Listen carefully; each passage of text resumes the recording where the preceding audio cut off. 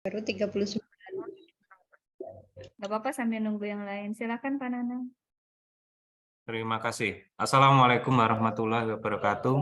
Waalaikumsalam warahmatullahi wabarakatuh. Yang terhormat Bapak Ibu peserta refreshment, Pasprov, Pasda, PKB, Guru Biologi tahun 2023.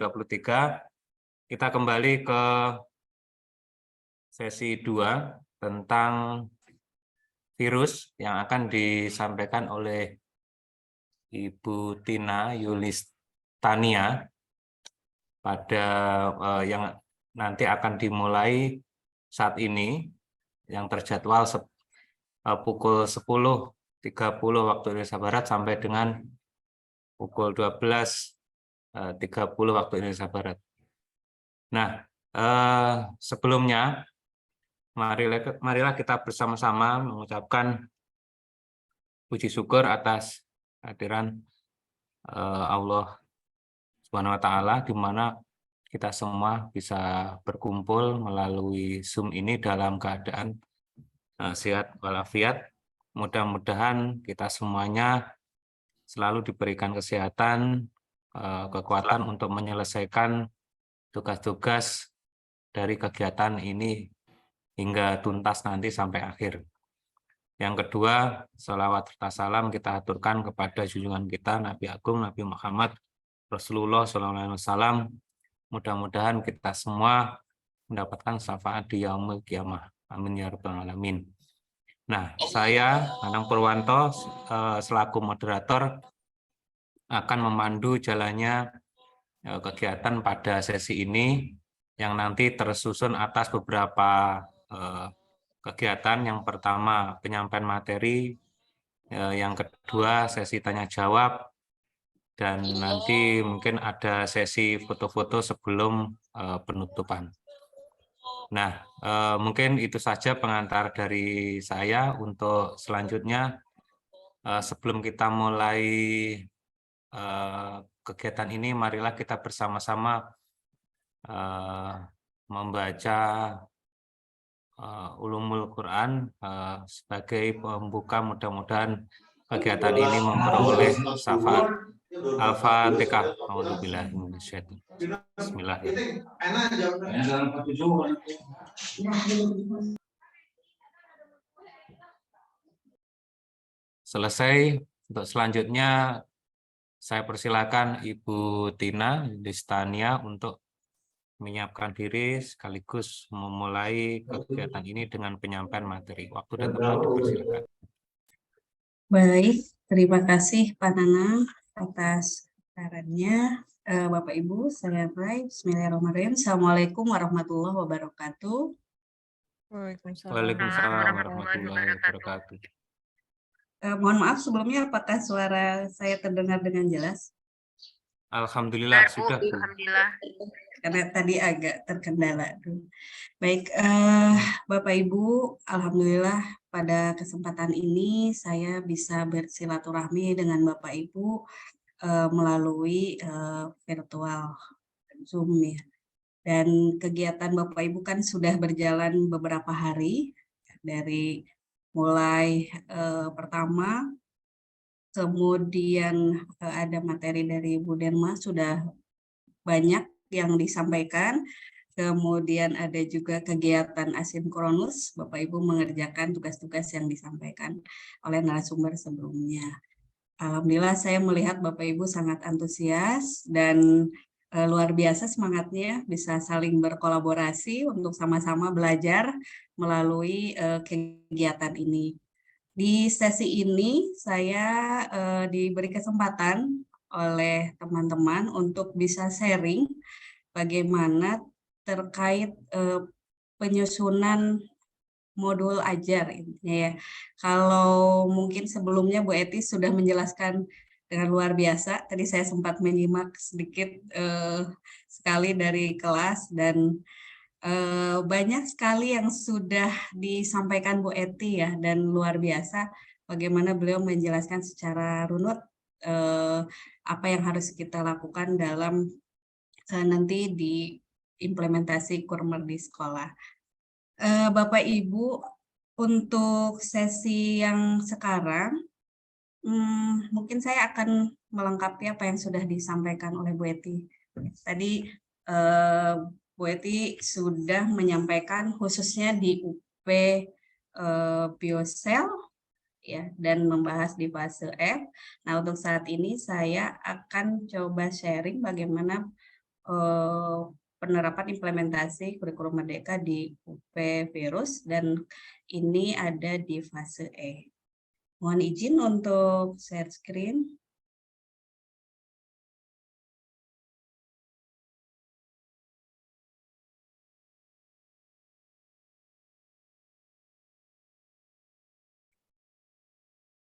Ya, sudah muncul.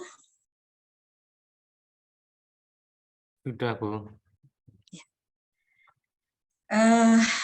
Ini ya Bapak Ibu, untuk UV9 di modul PKB yang sudah diterima Bapak Ibu beberapa tahun kemarin, kita akan coba bagaimana UP ini bisa kita bedah, ya.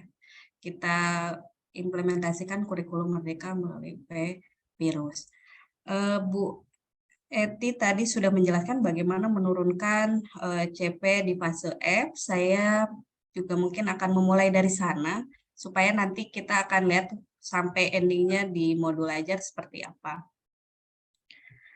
Oke, ini kan sudah ya, tujuan mata pelajaran sudah disampaikan, jadi saya langsung ke CP untuk fase E. Nah, di sini kita bisa menurunkan CP ini menjadi tujuan. Nah, ada beberapa cara yang bisa kita lakukan, seperti yang sudah disampaikan ya, bisa menurunkan langsung, kemudian bisa menambahkan dengan kompetensi dan materi, juga bisa dengan lintas elemen. Kalau kita perhatikan untuk fase E ini, dari CP-nya, diawali dengan pada akhir fase E, peserta didik memiliki kemampuan untuk responsif terhadap isu-isu global dan berperan aktif dalam memberikan penyelesaian masalah. Nah, di sini ada kata kunci yang perlu kita lihat, kita tandain bahwa untuk fase E, ya, itu diharapkan bisa berperan aktif dalam ini penyelesaian masalah.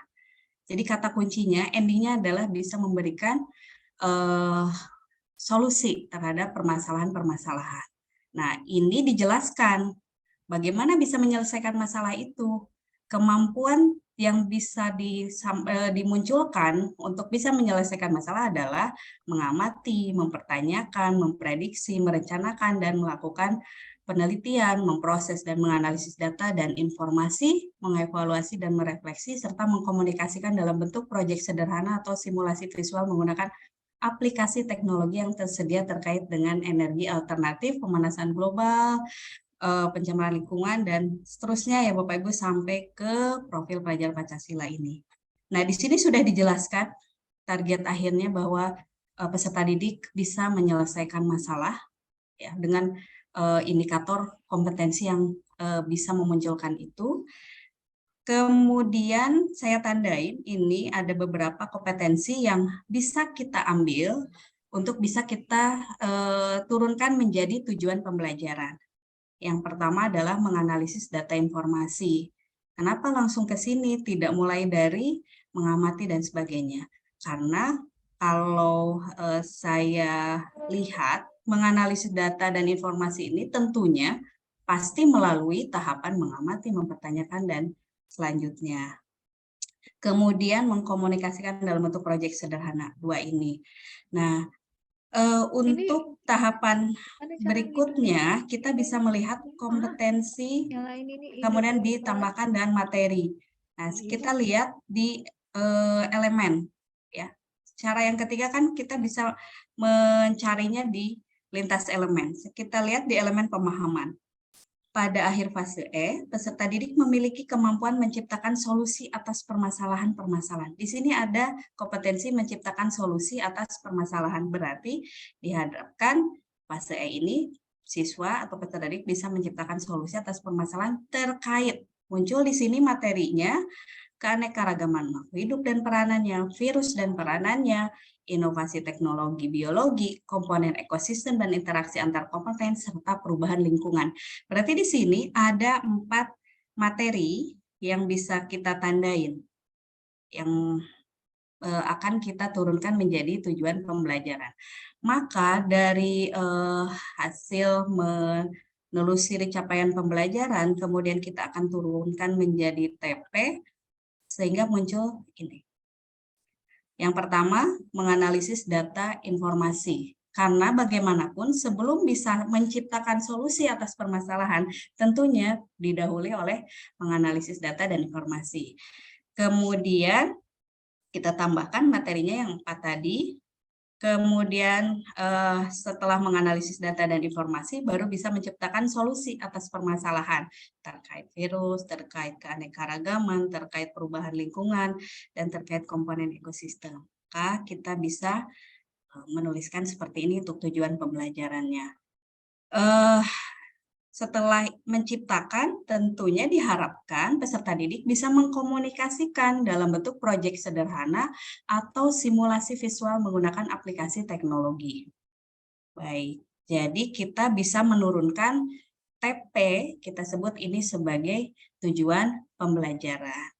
Nah, Bapak Ibu, sebetulnya ini tidak baku ya, masih memungkinkan kira-kira kompetensi apa yang mau kita capai.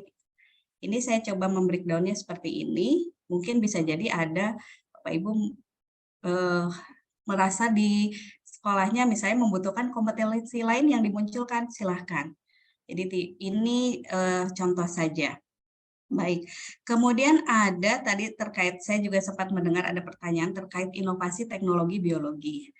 Awalnya ketika pertama kali mendengar di Kurmer ini ada muncul inovasi teknologi biologi, saya berpikirnya, oh kok biotek turun di kelas 10. Kemudian kita berdiskusi, ya alhamdulillah saya ditemani teman-teman di tim di IC itu yang punya pengalaman banyak, dan beliau adalah guru-guru saya coba konfirmasi, ini maksudnya inovasi teknologi biologi ini biotek yang sebelumnya ada di kelas 12 kah atau bagaimana gitu. Karena bagaimanapun ini masih fase ya, fase awal atau ya kelas 10 gitu, belum banyak mendapatkan materi yang terkait biotek yang ada materinya di kelas 12. Setelah diskusi kemudian disampaikan juga bahwa hal ini juga sempat menjadi perdebatan di antara para perumus mungkin ya di awal-awal penerapan Kurmer ini, bahwa ini tidak tepat diterapkan kalau memang itu bioteknologi yang seperti di kelas 12.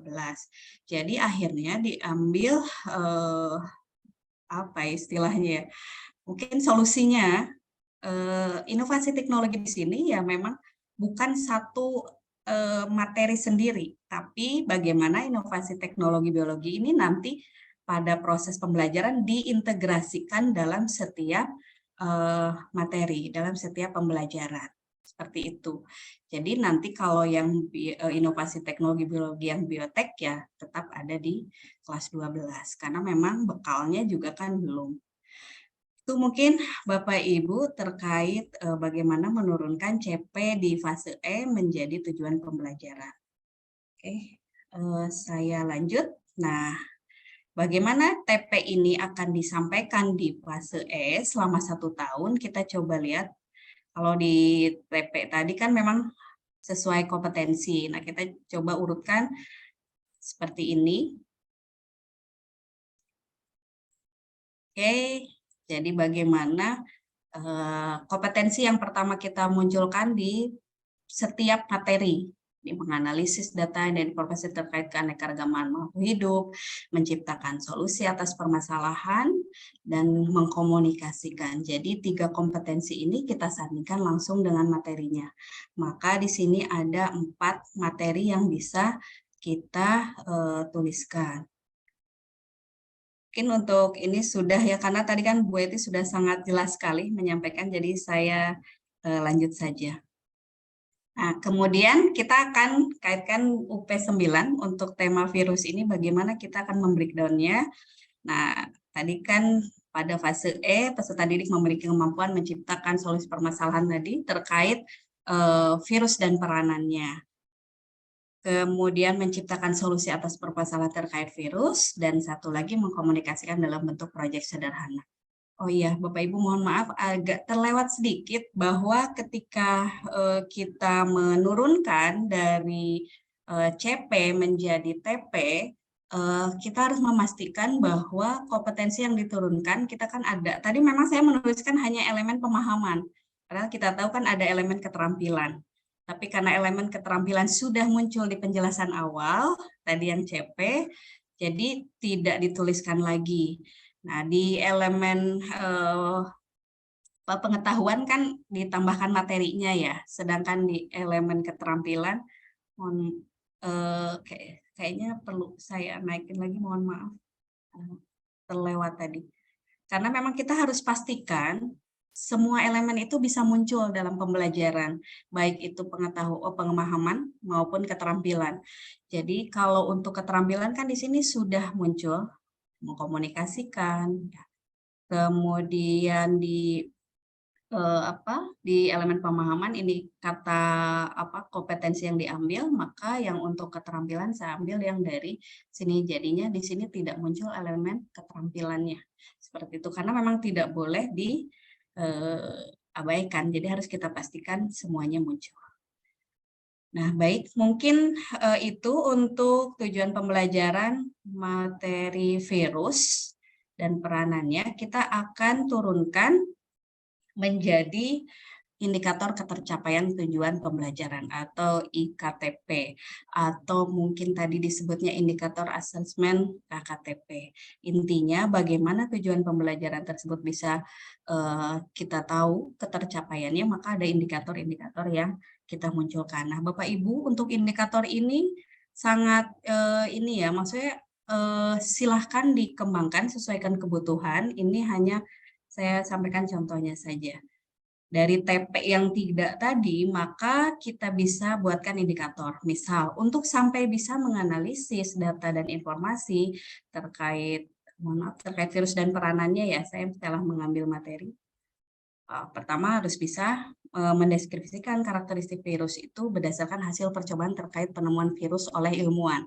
Nah, ini yang mungkin baru juga buat saya. Biasanya di materi virus itu cenderung bagaimana sejarah penemuan virus, tokohnya ini, percobaannya ini, seperti itu. Jadi kita mengingat tokohnya, tapi balik lagi ke tadi hukum ya, dasar untuk melaksanakan pembelajaran biologi, bahwa salah satunya adalah memunculkan penemuan-penemuan yang diperoleh oleh ilmuwan itu dikaitkan dengan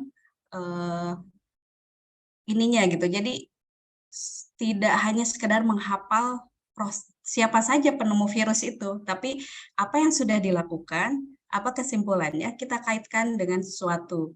Nah, di sini akhirnya saya coba buat indikator pada KTP-nya adalah mendeskripsikan karakteristik virus berdasarkan hasil percobaan terkait penemuan virus oleh ilmuwan. Jadi kita targetnya siswa bisa menganalisis dari temuan-temuan itu, oh ternyata dari penemuan ini maka karakteristik yang bisa kita tahu dari virus itu seperti apa. Kemudian membandingkan struktur virus dengan organisme seluler. Sebelumnya kan sudah belajar tentang karakteristik makhluk hidup, keanekaragaman makhluk hidup, kemudian dengan berbagai anggotanya, kita targetnya adalah peserta didik harus tahu bahwa virus itu bukan makhluk hidup, tapi untuk bisa tahu ke sana, maka harus membandingkan dulu dengan struktur organisme seluler. Kemudian yang ketiga, mengaitkan struktur virus dengan daya infeksinya, daya patogenitasnya. Bagaimana kalau misalnya strukturnya begini? Efeknya apa? Kenapa beda antara misalnya virus yang beramplop dengan virus yang naked atau yang telanjang? Seperti itu. Membedakan struktur virus, viroid, dan prion, ini juga disampaikan terkait banyaknya patogen ya yang dianggap itu sebagai virus, padahal bukan, sama-sama menyebabkan penyakit. Jadi kita masukkan di sini. Kemudian Yang berikutnya mengidentifikasi perbedaan daulisis dan lisogenik akibat daya virulensi virus terhadap inangnya. Kemudian menganalisis data dan informasi terkait kasus yang terjadi pada pandemi akibat virus. Kemudian menciptakan solusi atas permasalahan terkait virus, mengkomunikasikan dalam bentuk proyek sederhana atau simulasi visual terkait pandemi akibat virus, dan membuat laporan hasil proyek sederhana atau simulasi visual. Jadi endingnya sesuai tadi tujuan pembelajaran adalah mengkomunikasikan. Terakhirnya setelah menciptakan dan menganalisis. Nah, dari sini kita bisa lihat permintaannya adalah mengkomunikasikan dalam bentuk proyek sederhana. Jadi bagaimana peserta didik melakukan sebuah proyek untuk bisa menyampaikan solusi atas permasalahan yang ditemukan. Mungkin seperti itu gambarannya. Setelah menganalisis data, seperti apa, menemukan permasalahan dulu, menganalisis data, menyampaikan solusi, mereka bisa menyampaikan seperti apa solusinya atau mengkomunikasikan. Itu indikatornya. Jadi mudah-mudahan dengan kita membreakdown menjadi indikator-indikator ini bisa terpenuhi semua tujuan pembelajaran yang ada di sini. Baik. Nah, untuk KKTP-nya ini kan juga ada beberapa cara, bisa dengan yang bentuknya deskripsi, ada yang bentuknya rubrik, ada yang bentuknya interval. Bapak Ibu silakan disesuaikan. Intinya kita punya gambaran bagaimana mengukur bahwa peserta didik itu sudah mencapai tujuan pembelajaran. Ya. Nah, misalnya ini dalam bentuk deskripsi atau kriteria. Saya kan tadi di indikator asesmennya atau indikator KTP-nya, KTP-nya mendeskripsikan karakteristik, kemudian membandingkan, mengaitkan, dan seterusnya sampai menciptakan solusi. Padahal kita tulis tadi di sebelumnya bahwa ada 9 indikator. Kenapa ini hanya ada 7? Karena untuk yang indikator ini kita coba pisahkan antara yang pengetahuan dengan pemahaman, antara yang pemahaman dengan yang keterampilan. Nah, ini untuk yang pemahaman bisa seperti ini ya, bentuknya memadai atau tidak. Nah, karena untuk KTP kan harus jelas kriterianya seperti apa dikatakan mencapai tujuan pembelajaran. Kita bisa menghitung, oh ini ada 7 kriteria, berarti minimal 4 indikator asesmen memadai, maka tidak perlu ada intervensi. Intervensi di sini kan ragamnya bisa macam-macam, bisa dalam bentuk penguatan kembali, bisa dalam bentuk penugasan atau yang lainnya. Tapi kalau misalnya sudah dicek ternyata ada 3 kriteria lebih yang tidak memadai, baru ada intervensi. Nah, untuk 2 indikator lagi, bagaimana cara mengetahui KKTP-nya, kriterianya seperti apa? Kita coba buat bentuknya, karena ini keterampilan, kita buat dalam bentuk rubrik. Ini contohnya Bapak Ibu, misalnya untuk tadi ya, indikator mengkomunikasikan sama membuat laporan. Kalau mengkomunikasikan atau mempresentasikan, insya Allah sudah banyak rubrik yang bisa kita lihat ya. Ini contoh saja bagaimana bisa mempresentasikan dengan baik dari aspek ide, gagasan, kelengkapan data, penjelasannya. Kita tulis kriterianya. Nah, kalau misalnya sudah kita tentukan, ya, karena kan harus disampaikan seperti apa kriteria ketercapaiannya. Kita sampaikan bahwa siswa dikatakan mencapai tujuan pembelajaran jika memiliki skor minimal 8 dari 12 skor.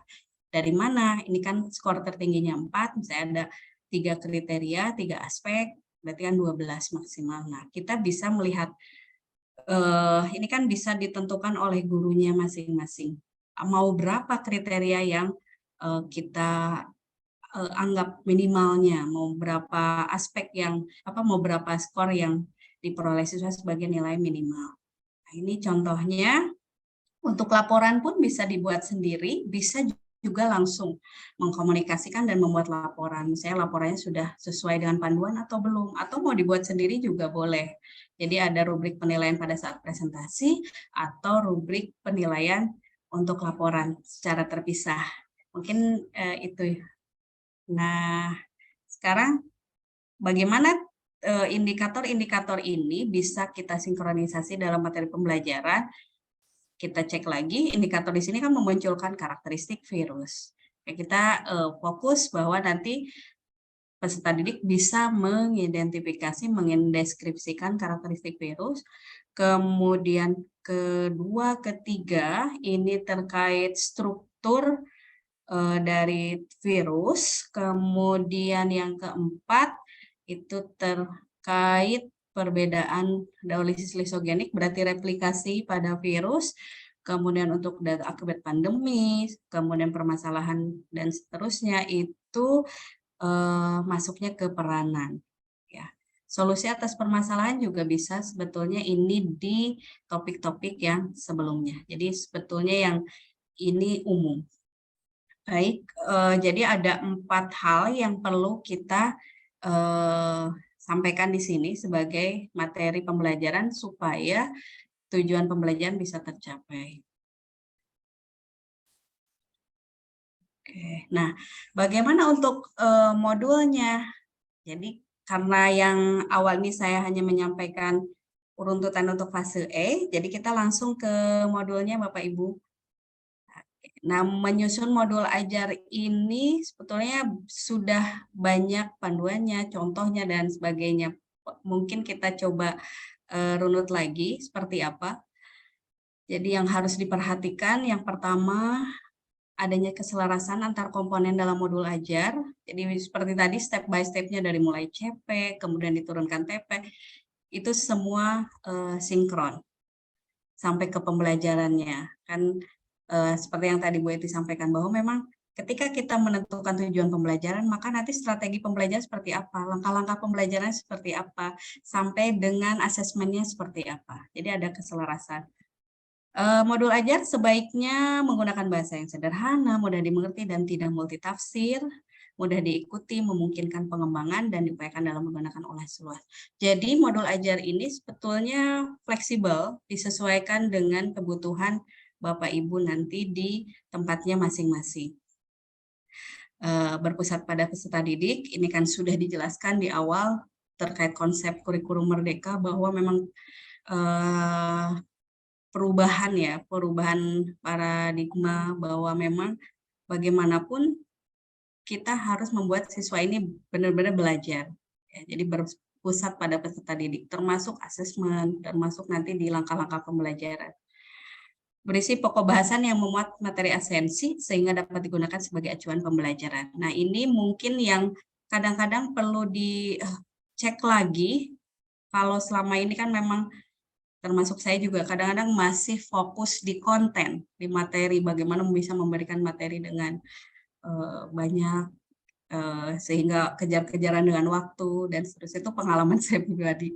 Jadi saya diingatkan lagi bahwa melalui kurikulum merdeka ini, kita fokusnya tidak di materi, tapi bagaimana materi yang kita pilih ini adalah materi esensial yang bisa memberikan bekal sehingga karakter-karakter yang diharapkan muncul di peserta didik itu bisa muncul melalui pembelajaran yang kita sajikan. Nah, memilih materi esensi yang bermanfaat, yang sesuai dengan konseptual, itu memang memerlukan energi sendiri. Karena kan memang kadang-kadang kalau biologi kan materinya sangat banyak. Jadi memilih ini juga butuh proses ya, butuh waktu supaya benar-benar materi esensial. Kemudian ini memang ciri khas di kurikulum merdeka bahwa memperoleh pembelajaran diferensiasi. Kita akan coba nanti di pembelajaran seperti apa. Nah, komponen minimumnya ini juga saya lihat tadi sudah dimunculkan ya. Jadi memang modul ajar bentuknya silahkan disesuaikan dengan kebutuhan Bapak Ibu, tapi minimal ada tujuan pembelajaran, langkah-langkah pembelajaran, asesmen pembelajaran, dan media pembelajaran. Ketika sudah mencakup keempat komponen ini, itu sudah bisa dikatakan cukup. Nah, kalau misalnya membutuhkan komponen lain untuk memberikan gambaran kepada kita, untuk menjadikan panduan, itu silahkan. Nah, kalau misalnya komponen yang ini kita rasa perlu untuk di pembelajaran kita, silahkan dimasukkan. Tapi 4 komponen ini harus ada, ya. Asesmen juga kan sudah jelas bahwa harus ada formatif dan sumatif. Kemudian bentuk modul itu juga bisa yang bahan bacaannya, misalnya di sini ya, dapat berupa bahan bacaan, itu bisa yang bentuknya lampiran, bisa juga yang terintegrasi. Nanti saya coba akan tunjukkan bagaimana yang bentuknya lampiran sama yang bentuknya terintegrasi dalam pembelajaran. Oke, nah ini juga mungkin rambu-rambu yang bisa kita ingat, kita siapkan sebelum membuat modul ajar, bahwa nanti dalam langkah-langkah pembelajaran dan prosesnya itu kita harus memperhatikan hal-hal seperti misalnya tahap perkembangannya, kemudian pembelajaran kita menyenangkan, kemudian inspiratif, sehingga siswa bisa mengenangnya dan bermanfaat, istilahnya pembelajaran sepanjang hayat. Kemudian mengembangkan kompetensi atau karakter, kemudian relevan dengan lingkungan, ya kontekstual. Kemudian sekarang kan zamannya juga beda dengan sebelum-sebelumnya, jadi kita memang harus menyesuaikan dan berorientasi pada masa depan. Kira-kira dari pembelajaran yang kita sampaikan, kita berikan kepada peserta didik, apakah nanti akan bisa bermanfaat untuk kehidupannya kelak atau memberi bekal untuk kehidupannya kelak. Nah, itu bisa kita sajikan melalui pembelajaran. Kemudian yang satu lagi adalah asesmen.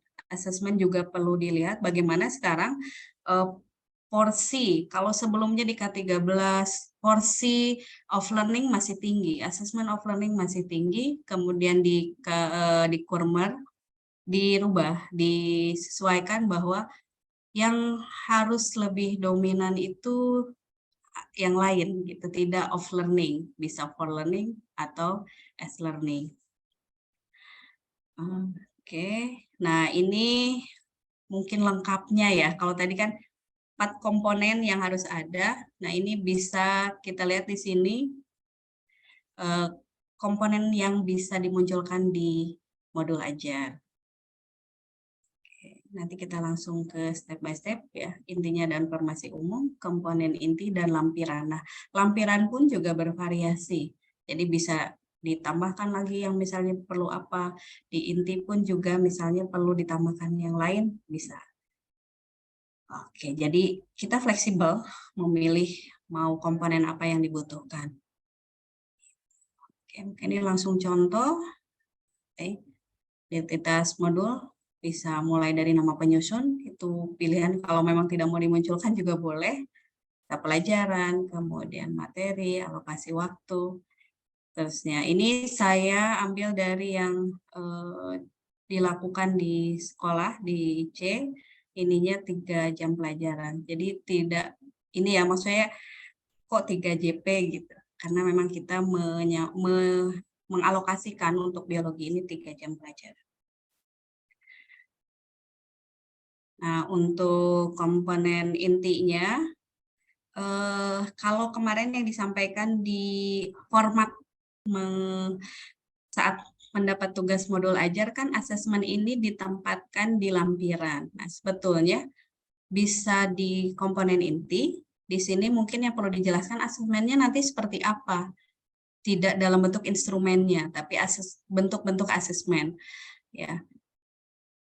Jenis asesmen yang digunakan nanti apa saja, formatifnya nanti bagaimana, kemudian sumatifnya dengan apa, jadi hanya poin-poinnya saja, tidak instrumen. Nanti instrumen dan contoh-contohnya bisa dituliskan di lampiran. Oke.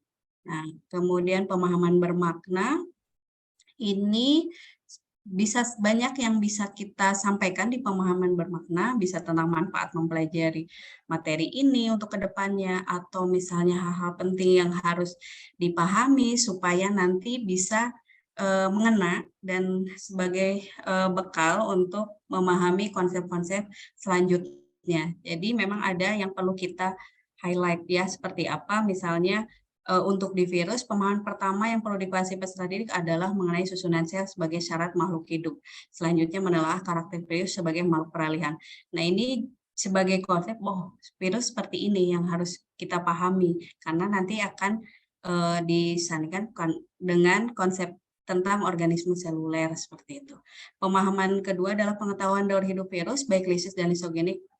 Yang 3, peranan virus perlu digali informasi seluas-luasnya melalui berbagai informasi sehingga siswa mengetahui dari kasus-kasus itu bagaimana cara memberikan solusinya, baik itu pengendalian, pencegahan, dan seterusnya.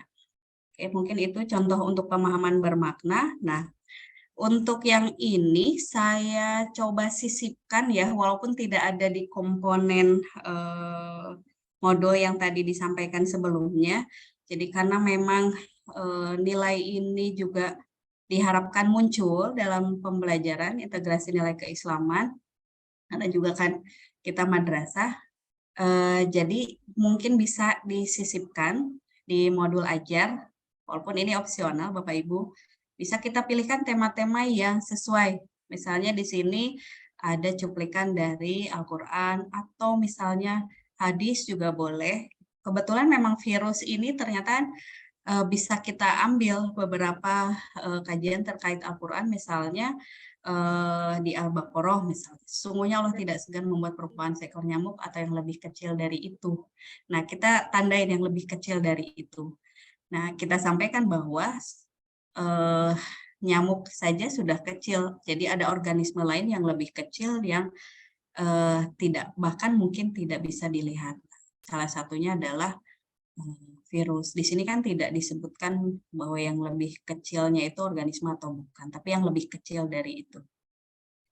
Kemudian terkait pandemi juga kita bisa sampaikan, di sini ada ketika kisah Nabi Ayub dan aku telah ditimpa penyakit. Nah, ini kan kemarin saat-saat pandemi, kita bisa sampaikan bahwa segala yang ditimpakan kepada kita adalah ujian, maka hikmahnya kita harus bersabar dan sukses. Nah, nilai-nilai ini perlu disampaikan. Bahkan kan ada terkait karantina, ya, isolasi. Itu tuh ada ketika pandemi itu yang memang kita harus isolasi. Itu kan ada hadisnya juga. Baik, berikutnya di masih komponen inti, pertanyaan pemantik. Nah, karena di capaian pembelajaran fase E ini lebih banyak kan mengangkat kisah atau isu-isu global, kemudian memberikan problem solving, studi kasus, dan sebagainya, maka kita coba memunculkan itu dalam pembelajaran. Misalnya, karena kalau terkait virus kan kemarin yang ramai pandemi, misalnya COVID-19, bisa kita munculkan di awal. Oke, seperti ini pertanyaan pemantiknya.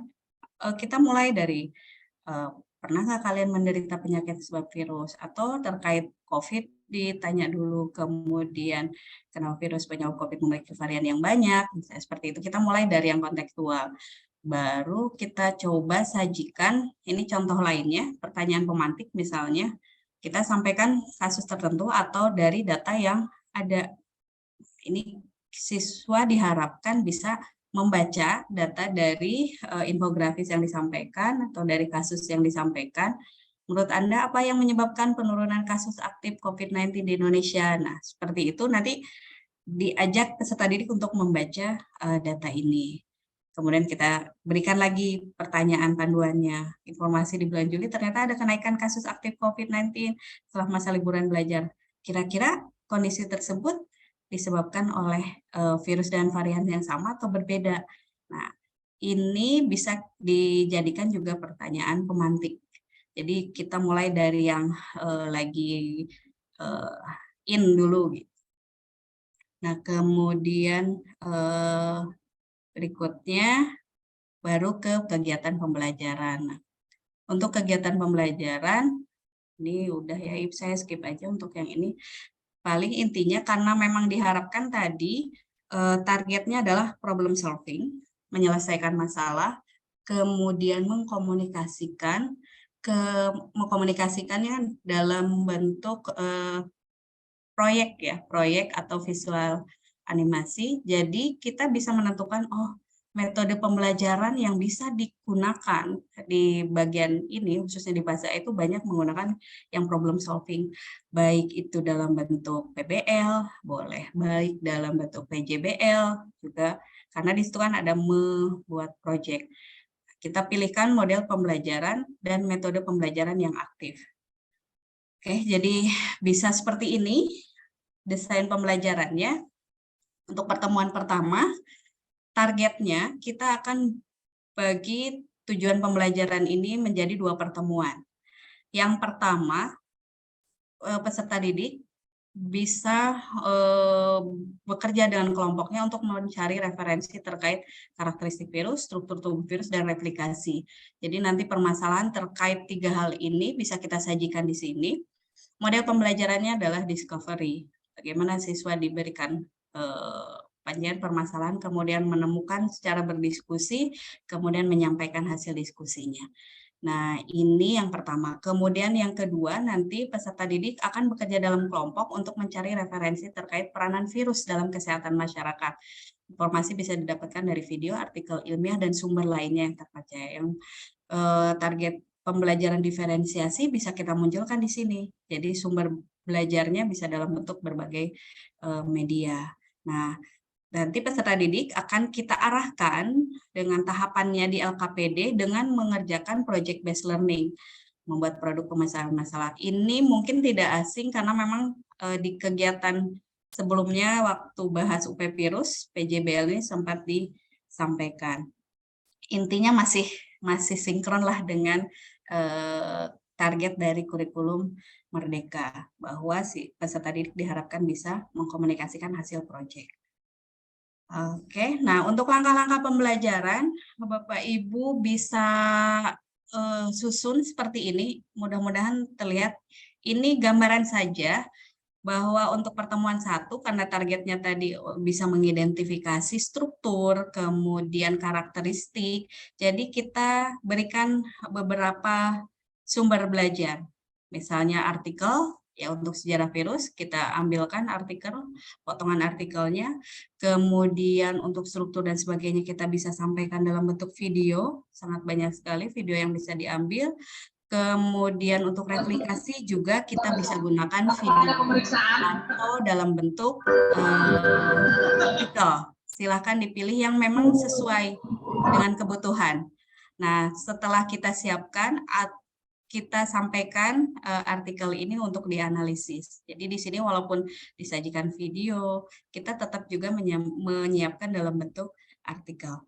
Nah, setelah mengidentifikasi dari artikel tadi, diharapkan peserta didik bisa mengidentifikasi karakter. Jadi menentukan karakternya itu dari mereka sendiri.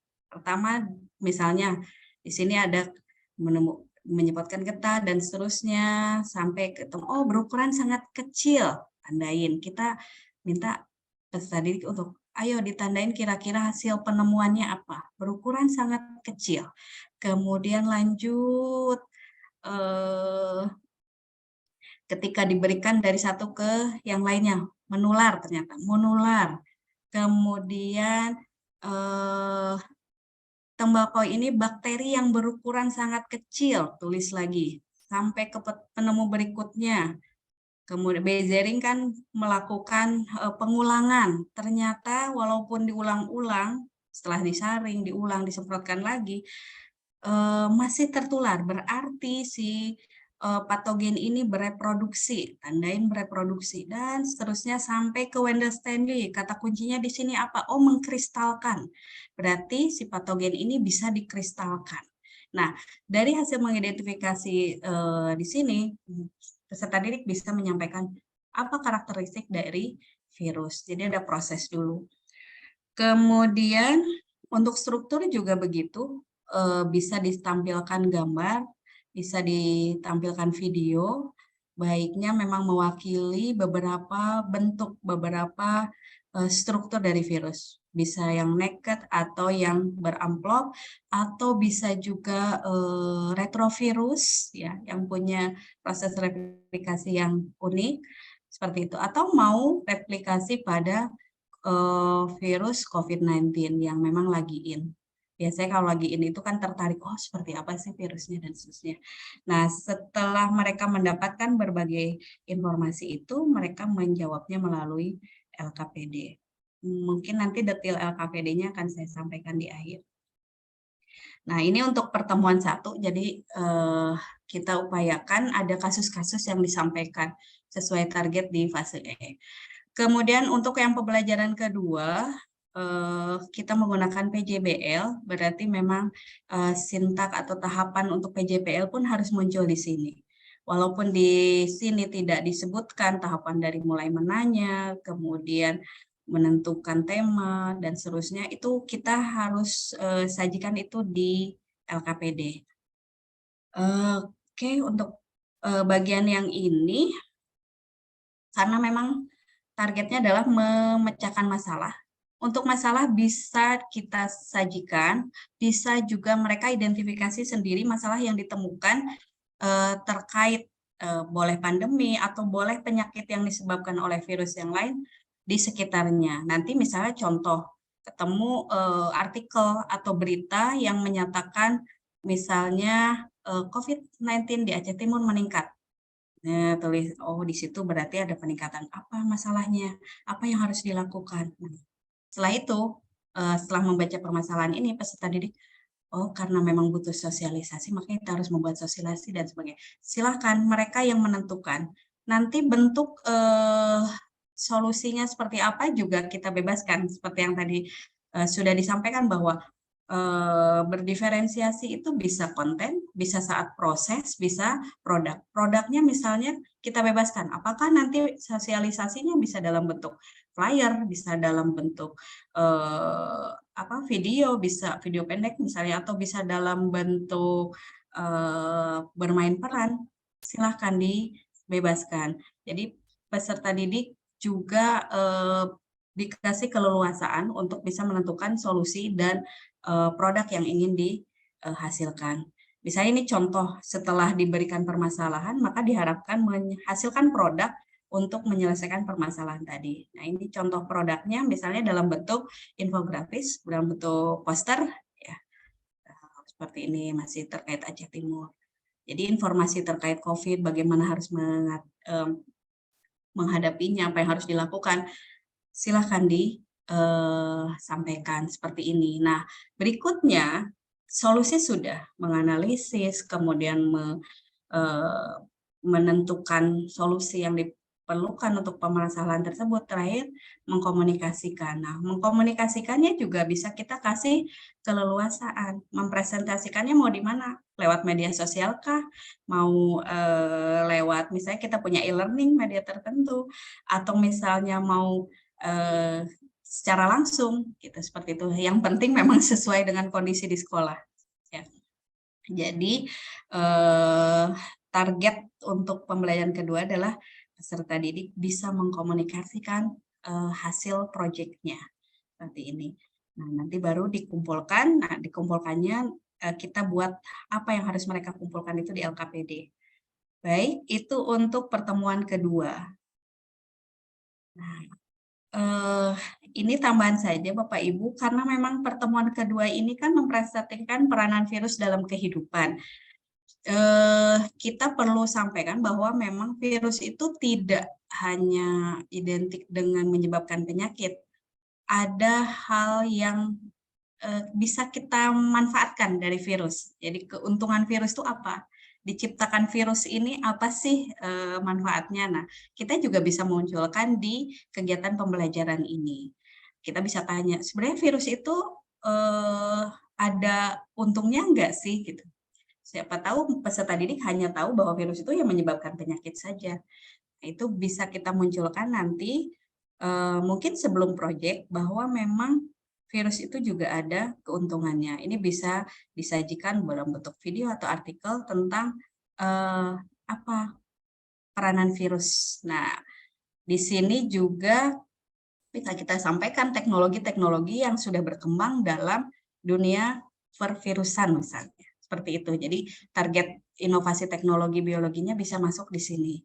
Ya, bagaimana virus ini dimanfaatkan sebagai agen dalam rekayasa genetik, kemudian virus digunakan untuk viroterapi, membunuh sel kanker dalam tubuh, seperti itu. Atau misalnya bagaimana teknologi pembuatan vaksin, yang mereka kan tahunya sekarang harus divaksin, sekali, 2 kali, sampai kemudian di booster. Kenapa harus berkali-kali? Nah, teknologi inovasi biologinya ini bisa disampaikan di bagian yang ini. Nah, inovasi teknologinya terkait bagaimana vaksin itu dibuat. Biasanya anak-anak mungkin ya tertarik bagaimana sih sebenarnya pembuatan vaksin, atau kadang-kadang suka bertanya terkait kehalalan dan sebagainya ya, walaupun itu tidak termasuk bahasan, tapi kadang-kadang ini juga kita perlu sampaikan kenapa sih dikatakan tidak boleh atau tidak halal ya, karena medianya misalkan banyak menggunakan enzim yang diperoleh dari yang tidak halal misalnya seperti itu. Jadi tahu, oh ternyata dipakainya di situ. Kenapa ada yang berpendapat bahwa oh, ini boleh? Kenapa? Karena ada proses purifikasi, pemurnian, tidak akan terbawa misalnya seperti itu. Jadi kita kaitkan juga sehingga bisa menambah informasi untuk peserta didik. Baik, nah untuk itu langkah-langkah pembelajarannya. Nah nanti untuk pembelajaran berdiferensiasi bisa tadi konten, proses, dan produk. Untuk proses, kita coba untuk samakan dulu seperti apa. Untuk yang misalnya nanti, oh terlihat bahwa kecepatan belajarnya kurang, maka perlu kita temani. Pada saat misalnya yang lain berdiskusi, kita coba dekati misalnya beberapa yang memang kita lihat butuh bantuan, atau bisa dengan tutor sebaya. Nah, untuk siswa-siswa yang punya kemampuan lebih sehingga cepat sekali menyelesaikan tujuan pembelajaran, kita juga perlu siapkan kira-kira diberi aktivitas apa nanti itu di pengayaan. Nah, jadi seperti itu di prosesnya. Kemudian untuk metode media nanti kan kita juga bisa atur di proses juga. Kemudian tadi di konten sudah ya. Oke. Nah, ini nggak perlu saya. Nah, terakhir refleksi. Komponen di modul ajar yang disampaikan kemarin ada refleksi. Refleksi bisa dalam berbagai bentuk, Bapak Ibu. Kalau tadi saya lihat yang disampaikan Bu Eti, bisa dalam bentuk emosi yang disampaikan ya, atau misalnya bisa dalam bentuk apa saja sebagai feedback ya. Nah, itu silahkan. Ini juga bisa dijadikan sebagai self-assessment, refleksi untuk peserta didik, dan juga refleksi untuk kita sebagai pendidik. Bedanya, kalau ini kan sebenarnya peserta didik diminta memonitor sejauh mana kemajuan belajarnya. Sudah pahamkah atau belum, atau masih ada yang belum terpenuhi. Jadi memonitor perkembangan dirinya.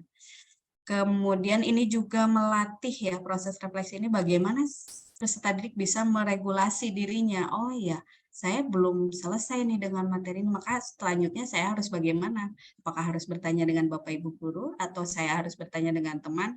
Jadi self regulated-nya juga berkembang di sini. Nah, untuk refleksi peserta pendidik ini untuk mengetahui sejauh mana pembelajaran kita berikan sudah terpenuhi atau belum. Baik, terakhir adalah lampiran-lampiran yang bisa kita sampaikan. LKPD, ya. Oke, ini nggak usah. Pengayaan dan remedial. Terakhir, kemudian setelah itu adalah asesmen. Nah, untuk asesmen, Bapak Ibu, karena memang targetnya sekarang kita bisa memberikan asesmen itu as learning, for learning, sama off learning. Untuk as learning kan bagaimana peserta didik juga bisa seperti yang tadi refleksi ya, mengetahui sejauh mana perkembangannya, sejauh mana pemahamannya, itu bisa di as learning. Ini salah satu contoh bagaimana kita bisa melihat, sebentar saya cek dulu ada yang ketutup. Mengamati. Jadi as learning itu bisa dengan self assessment, bisa juga dengan mengamati, observasi, atau dengan membuat catatan anekdot. Ini contohnya yang mungkin bisa kita sampaikan, apa misalnya yang mau kita amati. Mau kita amati misalnya keaktifan dalam diskusi atau kerja kelompok misalnya. Apa yang mau dilihat? Mengajukan pertanyaan, menghargai gagasan, itu indikatornya. Mengolah informasi dan gagasan, merefleksi pemikiran sendiri. Nah, kita tuliskan 4321, ini rubriknya, kemudian ini daftar ceknya. pasti ini sudah ada namanya. Nah, bagaimana melaksanakannya? Kayaknya kan mengamati satu-satu pada saat pembelajaran memang sulit. Jadi keywordnya, kuncinya sebetulnya kita cari yang pencilan. Kalau saya lihatnya yang pencilan. Oh ya, ini enggak di tiap misalnya kita lihat pada saat diskusi kelompok dia diam aja, nggak pernah ngasih pendapat, terus terlihat sibuk sendiri. Nah, itu kan yang pencilan. Kemudian untuk yang kebalikannya, misalnya dia aktif memberikan pendapat, yang seperti itu saja. Itu untuk membantu. Jadi tidak harus semuanya diobservasi. Berikutnya masih e-learning Bapak Ibu. Oh iya, maaf ininya telat. Ikut sertaan. Nah, respon pada saat peserta didik mengikuti pembelajaran kita. Tidak harus setiap saat, mungkin di akhir TP atau misalnya pada saat selesai satu kegiatan pembelajaran atau selesai semua pelajaran juga bisa. Ini kita bisa buatkan tempatnya ya untuk medianya. Sebetulnya untuk emoticon ini kan sekarang sudah banyak ya dijual, tinggal pakai gitu. Jadi nanti mungkin kita bisa buat tinggal tempat menempelnya. Bagaimana respon mereka bisa misalnya di tengah-tengah pembelajaran atau misalnya sebelum berakhir. Karena memang ini diperlukan untuk mengetahui bagaimana perasaan peserta didik saat pembelajaran bersama kita. Nah, berikutnya contoh assessment for learning yang bisa disampaikan.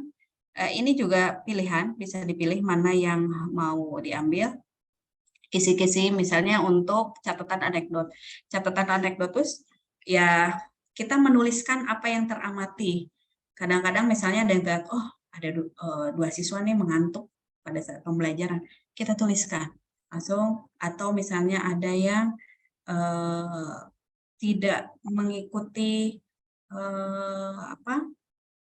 jadi kayak misalnya dia punya dunianya sendiri, misalnya terlihat nampak, kita tuliskan nama, kemudian apa yang kita amati. Tapi bisa juga hal yang positif, misalnya oh ini sangat aktif, ini butuh misalnya tambahan pengayaan atau yang lainnya kita tuliskan. Nah ini bisa respon murid, bisa kemudahan kecepatan belajar, kendala. Ini bisa kita buatkan catatan anekdot. Dan ini juga tidak harus semua siswa. Jadi siapa saja yang perlu intervensi. Baik itu misalnya intervensinya dengan bantuan pembelajaran tambahan atau misalnya dengan pengayaan. Nah, seperti ini. Tidak pakai tabel pun juga boleh. Misalnya kita punya kayak buku sendiri, tuliskan saja tanggal sekian atau apa, kita bisa tuliskan semuanya di situ. Kemudian, maaf, ini yang for learning, itu bisa juga kan dengan tes diagnostik ya, bisa juga untuk dengan mengetahui pemahaman siswa.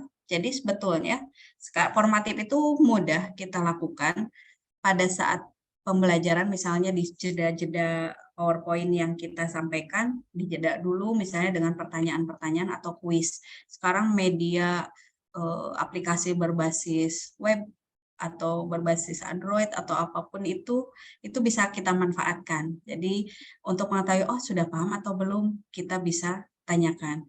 Nah, jadi assessment for learning ya bisa dalam bentuk kuis, pertanyaan atau aktivitas yang menunjukkan bahwa ternyata siswa sudah paham. Nah, ini beberapa contoh yang bisa kita berikan pada saat assessment formatif, bisa kita sampaikan di tengah-tengah pembelajaran. Misalnya setelah menjelaskan terkait struktur. Oke, kalau sekarang kan misalnya contoh ya ada kelas poin, itu sangat membantu sekali kita bisa melakukan asesmen formatif. Bisa seperti ini. Setelah kita ulas terkait struktur virus, nah kita bisa tanyakan ini. Kalau bisa memang pertanyaannya itu tidak langsung, tapi ada yang dianalisis supaya kemampuan menganalisisnya jalan, karena targetnya kan menganalisis. Misalnya contoh Ini penyakit COVID mewabah di seluruh belahan dunia, disebabkan dan seterusnya. Adapun strukturnya seperti ini. Salah satu upaya menghindari virus COVID adalah mencuci tangan dengan sabun. Sabun akan meluruhkan bagian yang nomor mana ada virus. Nanti bisa dilanjutkan, misalnya alasannya apa, sehingga bisa menganalisis. Atau kita ingin memastikan, oh peserta didik sudah hafal atau sudah memahami struktur dari virus. Kita tanyakan kembali. Nah, ini bisa di jeda-jeda proses pembelajaran. Atau misalnya terkait perbedaan prion, kita bisa prion viroid sama virus. Kita jeda dulu. Kita sampaikan ini, apakah aku misalnya strukturku hanya terdiri dari protein. Aku terbentuk dari kesalahan pelipatan protein.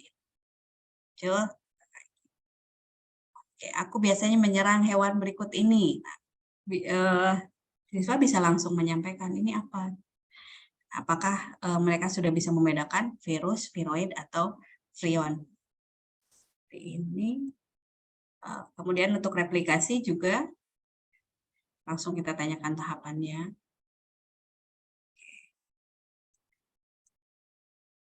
Atau bisa untuk peranan, sebenarnya ini kan sangat ya biasa aja, tidak menarik. Menariknya mungkin bisa dengan aplikasi atau apa yang memasangkan, atau bisa dibuat dalam bentuk kartu-kartu. Nah, ini juga bisa sebagai formatif untuk mengetahui peranan virus. Oke. Nah, untuk sumatif yang bisa kita munculkan di akhir pembelajaran untuk mengetahui tercapai atau tidaknya tujuan pembelajaran yang tadi menganalisis, mengkomunikasikan, kemudian menyelesaikan masalah. Kita coba buat soal-soal yang bisa memunculkan itu. Jadi juga saya masih belajar bagaimana bisa memunculkan kasus-kasus yang diambil dari sumber-sumber yang terpercaya supaya melatih kemampuan literasi siswa. Kita munculkan itu di beberapa soal di asesmen sumatif. Ya, misalnya terkait sejarah tadi, dia bisa menganalisis tidak langsung jawabannya, langsung tokohnya atau yang lainnya. Atau kita bisa munculkan satu narasi atau gambar atau apapun. Nah, peserta didik bisa menganalisis. Oke, ini masih sumatif. Ya. Contoh untuk terkait pandemi, disampaikan infografis. Oke, struktur karakteristik sebagai berikut, kecuali mudah hancur, memiliki glikoprotein, resisten hidup di alam bebas, tidak tahan terhadap kekeringan, memiliki selubung tersusun atas lipid. Mereka bisa melihat, oh iya, ini sedang cuci tangan, misalnya seperti itu. Jadi efeknya kalau pakai sabun itu apa? Jadi mereka bisa menentukan dari apa yang ditampilkan. Atau ini juga, misalnya infografis terkait pandemi COVID. Temanya tidak harus pandemi COVID, bisa apa saja terkait penyakit-penyakit, bisa tentang HIV atau yang lainnya. Nah, tapi ini karena contoh ya, jadi saya pilihkan yang ini saja. Dari informasi yang terdapat pada gambar di samping, manakah pernyataan yang paling benar? Sini kan disampaikan varian B116 lebih ganas dibandingkan varian sebelumnya. Ada nggak tulisan di sini yang menyatakan bahwa B1167 itu lebih ganas? Di sini hanya disampaikan lebih menular daripada. Kemudian B160 muncul akibat mutasi dari varian sebelumnya. Ada nggak pertanyaan seperti itu? Ini kan ada varian sebelumnya, kemudian mutasi virus corona dapat menurunkan efektivitas dan seterusnya. Berarti kan muncul. Itu yang B. Kemudian yang C, vaksin yang diberikan sebelumnya efektif juga dalam mengatasi penyebaran. Mutasi virus corona juga dapat menurunkan efektivitas vaksin COVID-19 dalam membendung penyebaran. Kemudian mutasi virus corona memunculkan varian B117 yang lebih berbahaya dari varian sebelumnya. Nah, berbahaya di sini kan umum ya, bahayanya apa gitu. Di sini hanya disebutkan lebih menular seperti itu. Baik, bisa kalau ini harusnya ada gambar memang. Saya lupa tadi itu harusnya ada gambar dulu baru mengidentifikasi. Jadi memang untuk litik dan lisogenik itu perlu disandingkan prosesnya, kemudian dibandingkan. Bagus juga mungkin bertanya bagaimana daolisogenik ini penerapannya terkait inovasi teknologi. Itu bisa disandingkan di situ. Oke, lampiran lainnya, glosarium, ini sudah daftar pustaka. Nah, terakhir cuplikan secara umum bisa kita simpulkan di sini bahwa untuk materi terkait virus di UP ke-9 kita ulas bagaimana menurunkannya atau mengimplementasikan kurmer ya di materi virus di fase E. Jadi mulai karakter apa yang ingin dimunculkan, ya P5, P2RA-nya apa. Kita pilih yang sesuai, inovatif dan kreatif, benar kritis, atau worldwide. Ini sebenarnya hampir sama ya, dinamis dan inovatif, kemudian bekerja bermusyawarah, keteladanan, seperti itu. Nah ini CP-nya, TP-nya, kemudian dengan TP ini maka kita membutuhkan asesmennya seperti apa, dan kemudian asesmen diagnostik bisa kita lakukan untuk mengetahui kompetensi awal siswa. Jadi kompetensi awal itu untuk mengetahui, oh sudah paham belum karakteristik makhluk hidup seperti apa, mikroorganisme itu yang seperti apa, peranannya apa. Nah setelah ini bisa memahami, kita bawa masuk bahwa virus itu seperti apa. Nah asesmen diagnostik tidak harus dilakukan di setiap mau pertemuan ya di materi, bisa dilakukan di awal pertemuan di misalnya sebelum materi pertama keanekaragaman hayati. Kita tanya dulu di bagian itu, nah kita munculkan pertanyaan ini, kita ambil datanya, oh ternyata masih banyak yang bingung dan mengatakan bahwa virus itu adalah makhluk hidup misalnya, itu contohnya. Kemudian urutan kegiatan dari mulai awal, aktivitas 1 yang menggambarkan target atau tujuan pembelajaran bisa terpenuhi. Oke, mungkin itu yang bisa saya sampaikan. Mohon maaf kalau masih banyak yang belum terpahami dengan baik. Sebelum saya tutup, saya coba share dulu bentuk modul ajar yang bahan bacaan dalam bentuk lampiran dan dalam bentuk integrasi.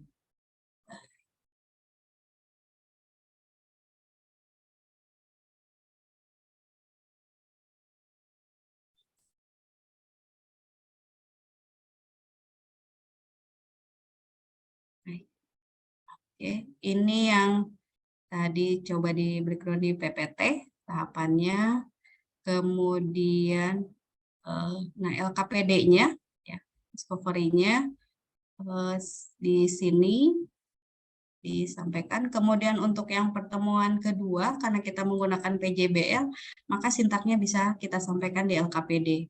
Dari mulai pertanyaan esensial yang bisa kita sampaikan, kegiatan peserta didiknya apa, sampai akhirnya mereka harus membuat evaluasi atau melaporkan seperti apa hasilnya. Ya, untuk pengayaan untuk tema-temanya silakan bebas, kira-kira yang perlu dikuasai lain misalnya apa untuk kelompok yang sudah menyelesaikan tujuan pembelajaran. Bisa tentang inovasi teknologi juga bisa informasinya disampaikan. Ini satu contoh saja penyakit kemarin yang sempat ya setelah COVID-19. Oke, nah ini bahan bacaan yang dilampirkan. Jadi urutannya yang sesuai kemarin tugas membuat modul ajar. Oke, bahan bacaan ini untuk siswa dan untuk guru. Untuk asesmennya sampai selesai. Kemudian satu lagi untuk yang bentuknya terintegrasi. Bentar Bapak Ibu, saya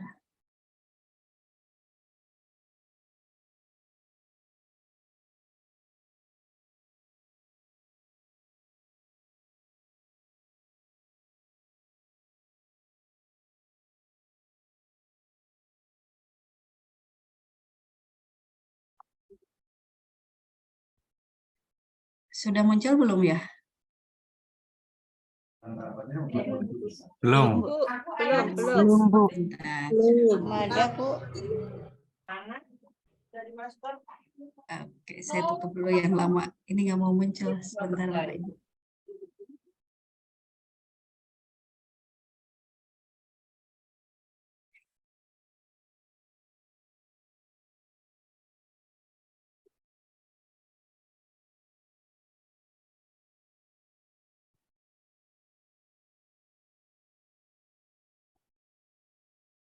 Ada di layar ya.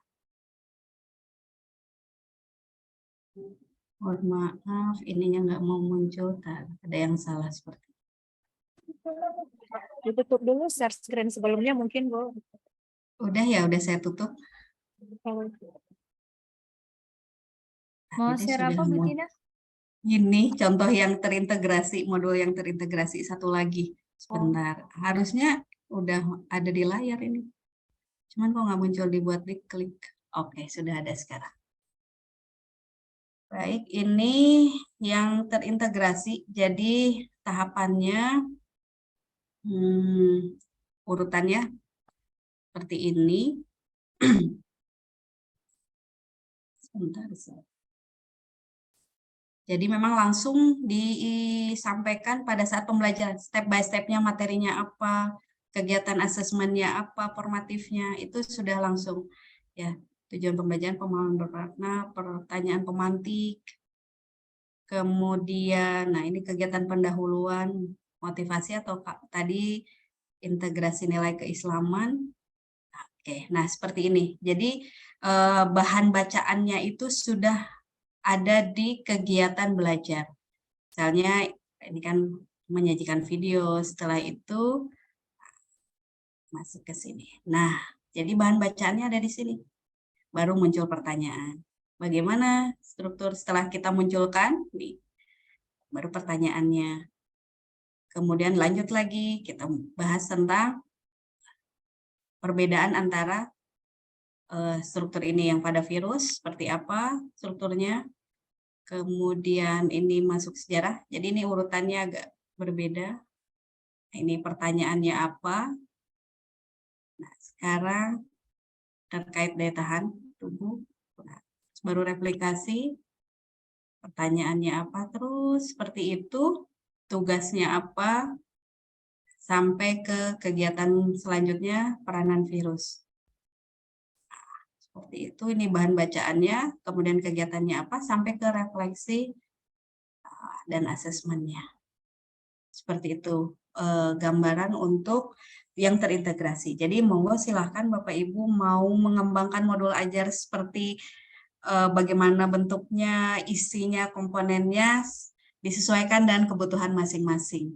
Dan disesuaikan dengan kondisi di masing-masing madrasah. Mungkin itu saja dari saya. Mohon maaf jika masih banyak yang belum jelas. Sama-sama masih belajar gitu. Baik Pak Nanang, mungkin itu saja. Terima kasih Bapak Ibu. Monggo saya kembalikan ke Pak Nanang. Baik, luar biasa pemaparan materi dari Ibu Tina.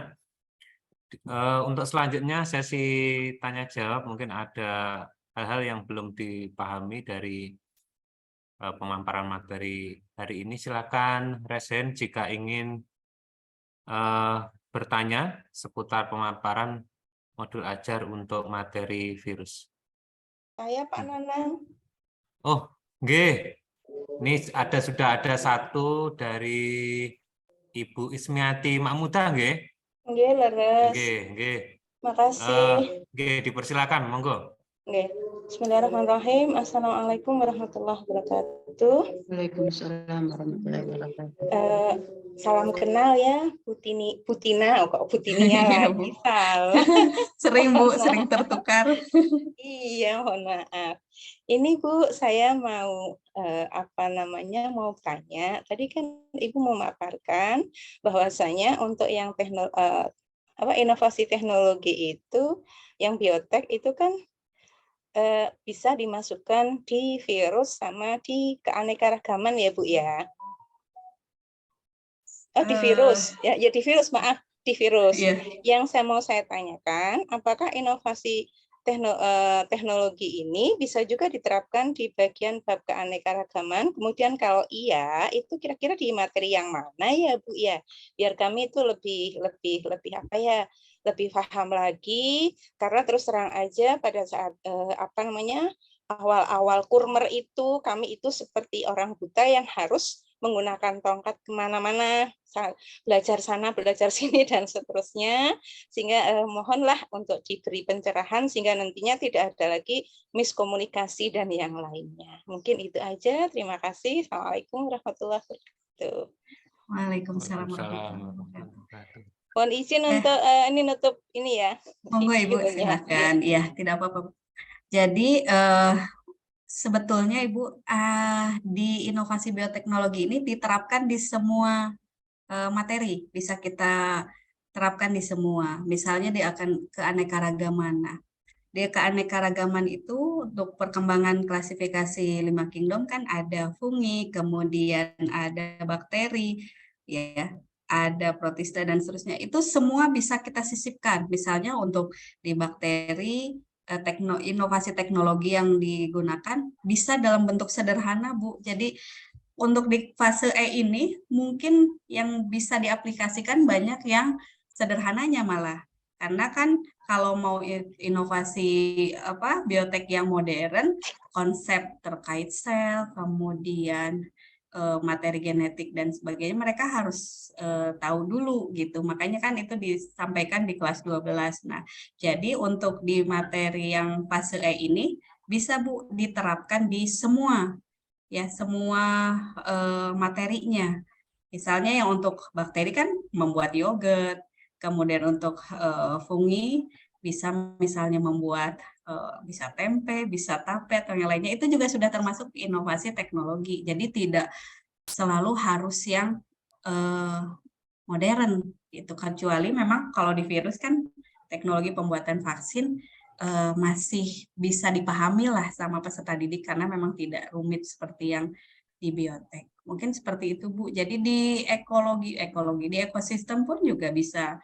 Kemudian di perubahan lingkungan juga inovasi teknologi yang sudah berkembang apa yang digunakan, misalnya kayak biogas atau yang lainnya, itu juga bisa disampaikan. Jadi kayak sisipan ya Bu, inovasi teknologinya terintegrasi. Tapi monggo itu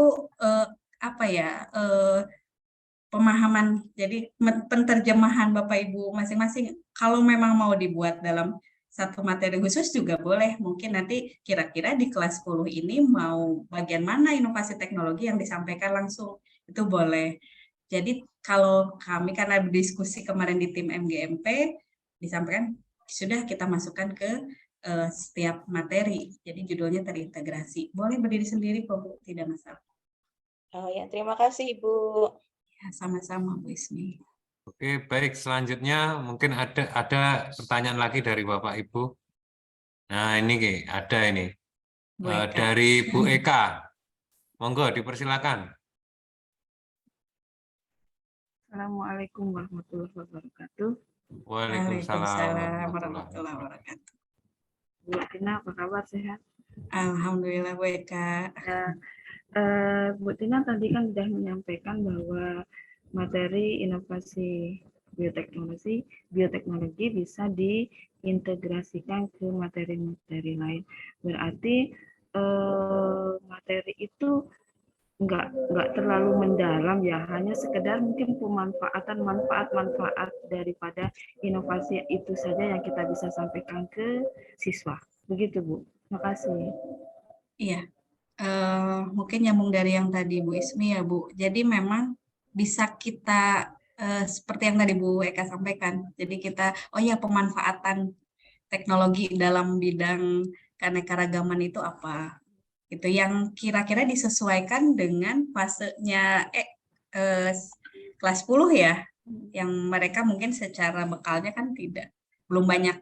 Jadi kita yang kira-kira menyenangkan, memberi bekal juga bisa kayak membuat yogurt yang seperti itu bisa kita ambil kan biasanya mungkin di kelas di biotek ya, di biotek itu yang kelas 12 kan ada yang sederhana dengan yang sudah modern. Nah, yang sederhana ini bisa kita bawa di materi kelas 10 karena kebetulan sedang membahas fungi, karena kebetulan sedang membahas bakteri, jadi sinkron gitu. Itu bisa seperti itu, atau boleh kalau memang mau berdiri sendiri tadi. Jadi silakan mau berdiri sendiri, berarti kita mungkin baiknya di akhir setelah sudah ada pemahaman itu, berarti pemanfaatan teknologi untuk di kelas 10 di fase E ini kita bisa ulas. Jadi kayak resumnya mungkin ya. Seperti itu. Nanti di alurnya bisa saja di terakhir tempatnya ya Bu ya. Boleh disesuaikan Makasih. saja Bu. Ya, makasih Bu. Sami-sami. Oke, baik. Mungkin ada lagi Bapak Ibu yang mau bertanya? Nah, ini ada Pak Herianto Lukman. Ya, terima kasih Monggo, Pak. dipersilakan. Mana Pak wajahnya Pak ini Pak? Ya, mohon maaf Pak, dari memulai hari pertama saya ikut ini memang Zoom-nya bermasalah kemana-mana. Masih Oh bermasalah. begitu, iya ya. Oke, coba ini di pertanyaannya Bapak. Baik, terima kasih. Terima kasih Bu Tina. Pertanyaan saya ini terkait bahwa di jenjang MA atau SMA itu kan kita sudah IPA, artinya biologi tidak berdiri sendiri lagi. Nah, ini yang pertanyaan saya, bagaimana mengintegrasikan antara fisika, biologi dengan kimia sehingga pembelajaran itu adalah pembelajaran keseluruhan IPA, bermakna IPA. Jadi mengaitkan antara modul ajar yang kita buat dengan materi rumpun IPA itu yang kemudian menjadi satu kesatuan bahwa targetnya adalah pemahaman IPA secara menyeluruh. Terima kasih Bu atas penjelasannya. Baik Pak Heri ya. Terima kasih Pak pertanyaannya. Kalau kita lihat di CP untuk biologi yang fase E itu sangat memungkinkan adanya kolaborasi lintas mapel. Jadi karena memang kan judulnya IPA sebetulnya ya, sekarang hanya mungkin pelaksanaannya jadinya masing-masing. Tapi intinya sebetulnya ada target yang sama. Jadi memang target di fase E itu adalah menyelesaikan permasalahan-permasalahan khususnya yang isu global. Yang bisa kita ambil kolaborasi di sini mungkin terkait pemanasan global karena itu ada di fisika juga. Kemudian terkait perubahan di kimia mungkin ya ada perubahan lingkungan yang bisa kita ambil juga. Nanti kita pilih kira-kira mana yang bisa dijadikan proyek bersama.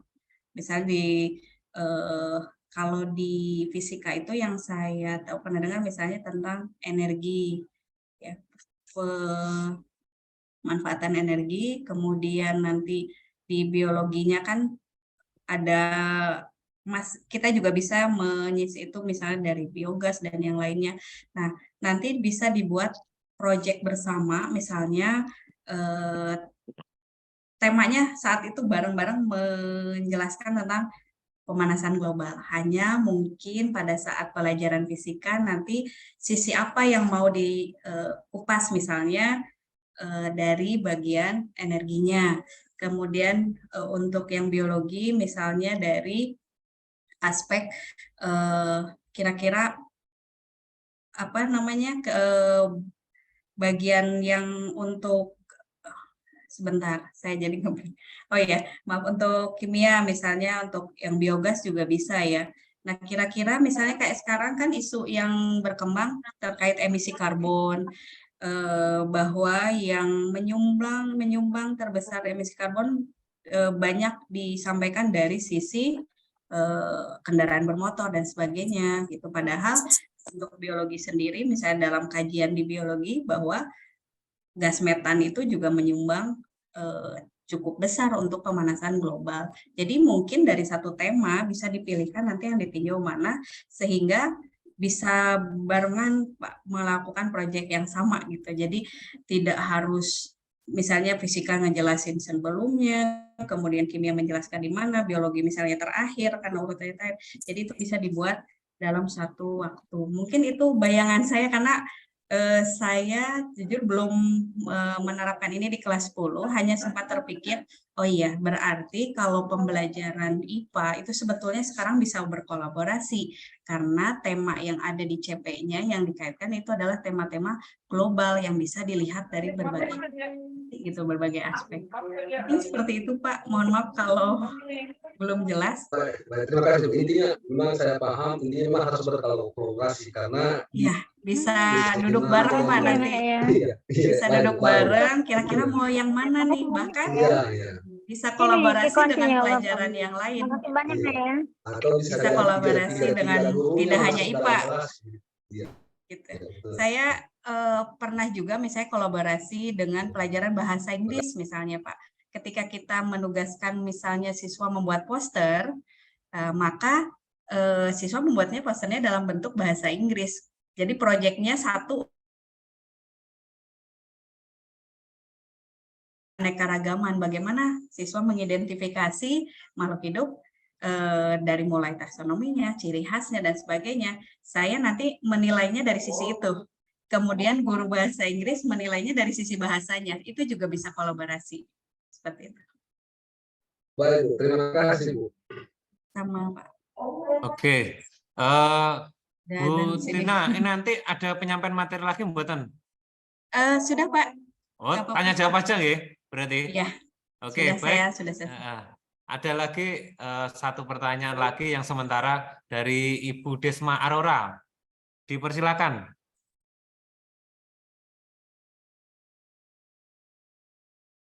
Iya, Ibu. Mohon maaf, Bu ya. Saya cuma mengitin aja, Bu ya. Ini sesuai dengan tadi pernyataan Ibu, bahwasanya materi yang kita berikan kepada siswa, sebaiknya kita juga harus mengintegrasikan dengan materi yang ada dengan Al-Quran dan hadis, Ibu. Ini memang betul, Ibu. Karena ini saya rasakan kita sebagai pembina KSM begitu, Bu ya. Di sana kita lihat bahwa soal yang ada itu memang banyak soal-soal yang berhubungan yang harus terintegrasi dengan Al-Quran dan hadis begitu, Bu. Jadi saya sangat mendukung sekali bahwa di dalam pemberian materi atau apa tadi pemberian pembelajaran berdiferensiasi, Bu ya, kita juga harus memasukkan apa ini terintegrasi dengan Al-Quran dan hadis, dan juga mungkin bisa dengan bahasa Inggris, Bu. Karena apa? Karena di sana di KSM juga banyak hal-hal yang berhubungan dengan bahasa Inggris, dengan apanya kita harus anak-anak harus paham begitu, Bu ya. Terima kasih, Bu. Mungkin itu saja. Assalamualaikum warahmatullahi wabarakatuh. Waalaikumsalam. Terima kasih Bu Desma. Iya betul Ibu. Itu juga dirasakan sama kami bahwa memang kadang-kadang perlu cara supaya itu jadi familiar. Jadi kayak menghadirkan Al-Quran hadis. Bahkan mungkin bisa ditambahkan tokoh-tokoh Islam ya. Kadang-kadang kan yang dimunculkan bukan tokoh-tokoh Islam, Aristoteles, yang seterusnya. Padahal kita punya banyak tokoh-tokoh Islam yang berperan dalam menemukan teori-teori. Nah, mungkin tambahannya itu bisa nanti disajikan. Terima kasih Bu Desma. Iya, Ibu. Oke, mungkin ini tadi sempat apa yang disampaikan oleh Bu Desma ini juga menjadi pengalaman bagi saya. Kalau di Tulungagung itu terutama untuk menyiapkan siswa yang mengikuti KSM itu lembaga perguruan tinggi itu diminta untuk mengadakan semacam kayak tryout, Bu. Tryout di mana saya salah satunya tim penyusun soal, memang betul.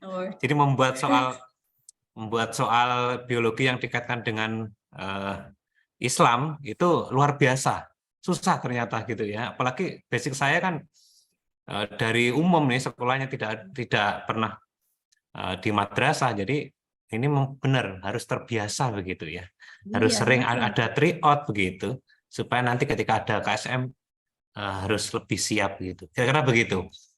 Iya. Oke. Mungkin perlu ini Pak nanti. Apalah itu?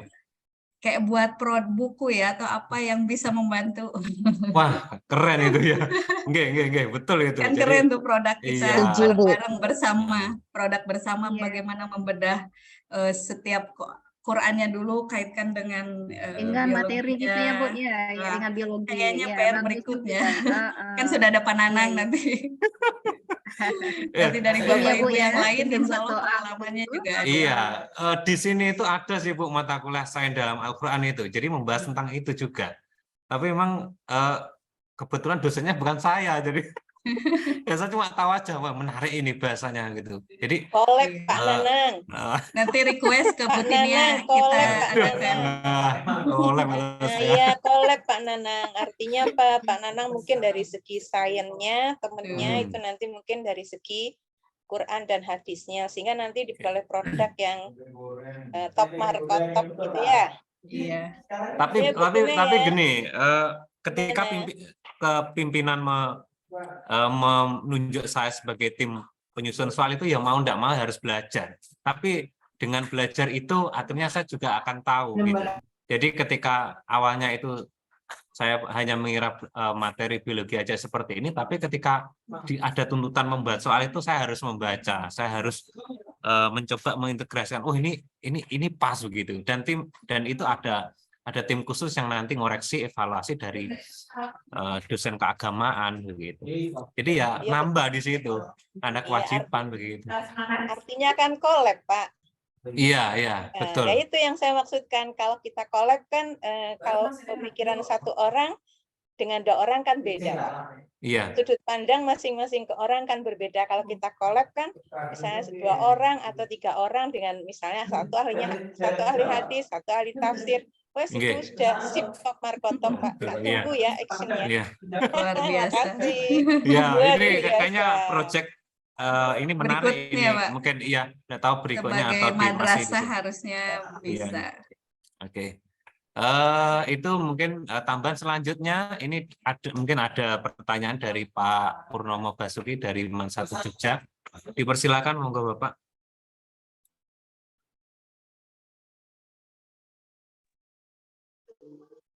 Terima kasih Bapak. Yang ingin saya tanyakan, di sini ada PBL tadi kalau tidak salah itu. PBL. Apakah itu tahapannya boleh enggak kalau kita tidak harus urut dari awal gitu. Misalnya ada data dulu gitu disampaikan atau apa gitu itu. Terus kemudian yang kedua, dalam asesmen itu berapa perbandingan soal yang bergambar kemudian bergrafik atau soal yang teks aja, sehingga siswa tidak terlalu berat untuk mengukur kemampuannya. Mungkin bagi kelompok atas tidak ada masalah, tapi kalau bagi kelompok bawah dan adakah perbandingannya, teksnya berapa, grafik, kemudian gambar atau dan sebagainya. Itu aja Bu, 2. Terima kasih. Ya, sama-sama Pak Purnomo. Ya, saya coba menjawab. Yang pertama dulu ya Pak, terkait tahapan PJBL, idealnya memang siswa menemukan masalah sendiri. Karena memang kan ketika muncul di CP, bisa menyampaikan solusi itu adalah melalui tahapan mengamati, memprediksi, dan seterusnya sesuai di elemen keterampilan. Tapi misalnya ketika kita lagi-lagi ya Pak terbatas waktunya nih, itu memungkinkan kita sampaikan dalam bentuk data atau artikel-artikel hasil penelitian kita ambil, kemudian mereka menganalisisnya dari produk yang sudah jadi. Jadi tetap mengamati, tapi mengamati dari data yang sudah jadi. Data itu bisa dalam bentuk banyak ya Pak, bisa misalnya kita sajikan dalam bentuk artikel, kita sajikan dalam bentuk video, kita sajikan dalam bentuk yang lain ya, yang memungkinkan bahwa mereka tuh mengetahui kondisi, ya kan banyak berita atau yang lainnya. Nah dari situ menemukan permasalahannya. Jadi kita mudahkan dalam bentuk data yang sudah ada. Tapi yang paling penting adalah bagaimana mereka bisa menyampaikan, menciptakan solusi dari permasalahan yang ditemukan seperti itu. Jadi memang step by step-nya kan harusnya seperti itu kalau PJBL. Tapi kadang-kadang dari sekian banyak diskusi terkait PJBL memang kok terbenturnya adalah dengan waktu. Jadi kita bisa siasati asalkan step mereka mengamati dan mengumpulkan datanya ada, seperti itu. Itu yang pertama. Kemudian terkait soal, sebetulnya tidak ada batasan harus berapa kita menggunakan gambar, grafik, tapi yang sekarang perlu disampaikan bahwa kita harus sedikit memaksa siswa untuk bisa berliterasi, membaca infografis, membaca wacana, dan itu terkait konsep biologi. Jadi PR kita meningkatkan literasinya dalam pembelajaran biologi. Nah, pelan-pelan mungkin Pak nanti misalnya di pertemuan awal kita munculkan tuh yang infografik. Karena memang yang saya rasakan di anak-anak tuh ketika sudah melihat soalnya panjang itu sudah merasa itu susah duluan. Ketika udah melihat grafik itu udah merasa susah duluan. Padahal mungkin bukan susah, tapi karena belum terbiasa membaca infografis, membaca grafik yang lain, membaca bentuk-bentuk stimulus ya, berbagai stimulus itu. Nanti pelan-pelan misalnya kita munculkan dari gambar dulu, karena kadang-kadang seperti yang tadi saya sampaikan contoh, jawabannya tuh ada di situ gitu Pak. Hanya mungkin udah langsung panjang, wah grafik gitu. Padahal mungkin itu buat yang terbiasa menganalisis itu mudah. Nah, karena target juga sekarang pembelajaran itu meningkatkan literasi, karena juga sekarang tes masuk perguruan tinggi juga literasinya yang dicek. Jadi mau nggak mau kita perlahan-lahan tambahkan porsinya. Nah, jadi melalui pembelajaran biologi, misal kalau di fase kelas 10, kita latihkan sedikit-sedikit sampai ke akhir mereka sudah terbiasa. Bagaimana kita sajikan data hasil penelitian, misalnya pengukuran panjang tumbuhan. Nanti mereka akan menganalisis bagaimana hasil data yang disampaikan itu membacanya, atau mereka bisa menjawab pertanyaan berdasarkan data. Mungkin seperti itu, Pak. Ya, terima kasih, Bu. Sama-sama, Bapak. Masukannya.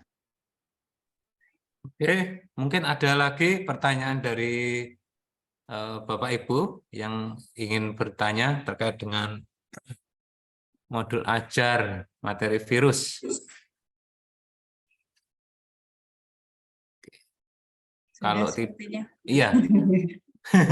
Sudah gugur juga ya di berbagai tempat. Kula Pak Nanang, Pak Nanang kula Pak Nanang. Oh, nggih, Bu Maftuka, monggo. Oke, terima kasih Bu Tina. Salam kenal dari Man Salatiga. Oh iya Ibu, salam kenal. Saya tuh yang paling banyak problem itu malahan bagaimana materi itu tersampaikan dengan baik. Sementara kadang kita itu jam pertemuannya terpotong dengan kegiatan lain. Contohnya yang kelas kemarin, yang tahun kemarin, itu kebetulan proyek P5RA-nya itu kan 2 kali. Terus saya itu ketemu materi yang terakhir, itu ada pencemaran lingkungan Papa itu cuma 2 kali pertemuan. Habis itu sudah ada langsung jadwal PAS. Jadi saya kesulitan untuk bagaimana menyampaikan materi dengan baik. Padahal materi itu kan harusnya bersambung pemahamannya sampai ke fase F lah, atau fase selanjutnya nanti. Akhirnya kesulitannya di situ. Kadang kita ideal gitu, gini, tapi terus di lapangannya itu nggak seideal yang kita plankan tadi lah. Sekarang mungkin teman-teman guru yang lain juga punya pengalaman seperti itu. Bagaimana tips yang paling jitu untuk bisa menyampaikan materi atau tersampaikan materi atau pemahaman peserta didik itu seperti yang kita harapkan. Mungkin itu. Terima kasih Bu Tina. Assalamualaikum warahmatullahi wabarakatuh. Waalaikumsalam warahmatullahi wabarakatuh. Iya Bu Maftuha, memang itu lagi-lagi problem kita memang di sana. Termasuk sekarang saya coba merunut ya di kalender akademik, kita lihatin ada P5, kemudian kegiatan yang lain. Wah, ini sangat ngepres. Tapi saya jadi sempat diingatkan juga, ingat sekarang memang tidak materi oriented, maksudnya kita bisa memilih materi esensial. Nah, ini juga yang saya masih belajar bagaimana kita memilah materi esensial yang memang perlu dikuasai supaya bisa mengantarkan nanti ke fase F saat peminatan. Nah, memilah ini kan juga butuh ini ya Bu, Jadi kita pilih materi-materi yang memang harus dikuasai. Oh iya, misalnya nanti pada saat akan masuk di fase F, kompetensi prasyarat yang harus dikuasai di K10 ya untuk yang memilih peminatan biologi itu apa. Nah, kita bisa tentukan. Dan selalu juga diingatkan karena mungkin saya juga masih suka terbawa yang model lama Bu, masih materi orientasi. Jadi materi kita ingin memberikan banyak gitu. Kita ingin memberikan banyak padahal yang sekarang itu bagaimana melalui materi kita skill kompetensi siswa bisa bertambah. Itu yang harus mungkin sama-sama belajar bagaimana kita nanti memilih materi esensial. Dan ini juga perlu dibedah ya, kira-kira yang mana nih yang diperlukan. Mungkin seperti itu Bu. Memang terbatas, sangat terbatas karena sekarang fase E ya, itu kan materinya mapalnya banyak sekali karena kan mereka belajar semua, sehingga kita harus mau nggak mau mengurangi lagi. Oh ini memang materi ini bisalah nanti dipelajari sendiri, untuk yang ini yang kita kuatkan gitu, yang kira-kira memang kita pilih. Mungkin seperti itu Bu. Bapak Ibu yang lain bisa menambahkan berdasarkan pengalamannya yang sudah menerapkan atau mungkin yang selama ini juga sudah berstrategi bagaimana kita bisa mengatasi terkendala terkait materi. Oke, terima kasih Bu Tina. Iya, sama-sama Bu Maftuha. Oke, mungkin ada lagi Bapak Ibu yang mau bertanya. Kalau sekiranya sudah cukup, kita bisa akhiri lebih cepat dari jadwal yang ada. Betul, Pak. Sudah lelah Ya. dari pagi ya teman-teman. Pak, biasanya ada dokumentasi. Oh iya, tadi penanang 1 sampai ya sampai Iya. 3 ini tidak ada Dokumentasi dokumentasi. dulu ya Pak ya. Ya, Oke, mohon Siap baik. Pak Pur, biar Ya, punya ya. kenangan sama Pak Purba. Iya. Pak Purba tidak ke SMP.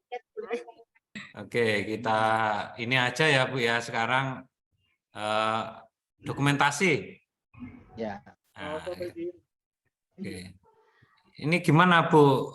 Bu Tina, ada yang angkat tangan lagi nih Bu Tina. Ya gimana Pak Nanang aja. Cukup aja. Cukup, Ya. karena tadi ditunggu-tunggu kok enggak ada. Ya, Jadi ya. Oke, Sudah baik. jam istirahat. Sudah jam istirahat. Nanti sebentar lagi saya juga ada kegiatan lain ini jam 1 ini. Oke, Bapak Ibu, kita foto bersama. Nanti saya hitung, ya. Kita ambil gambar. Sekarang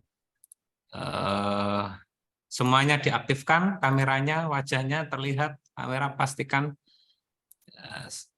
1, 2, 3. Berikutnya, saya simpan dulu. Oke.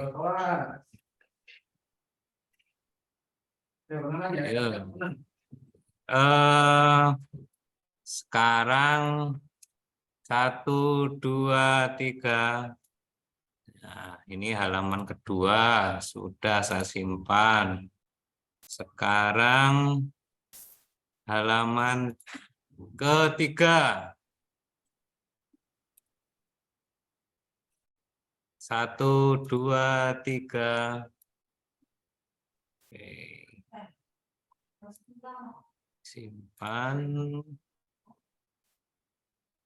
Sekarang halaman 4.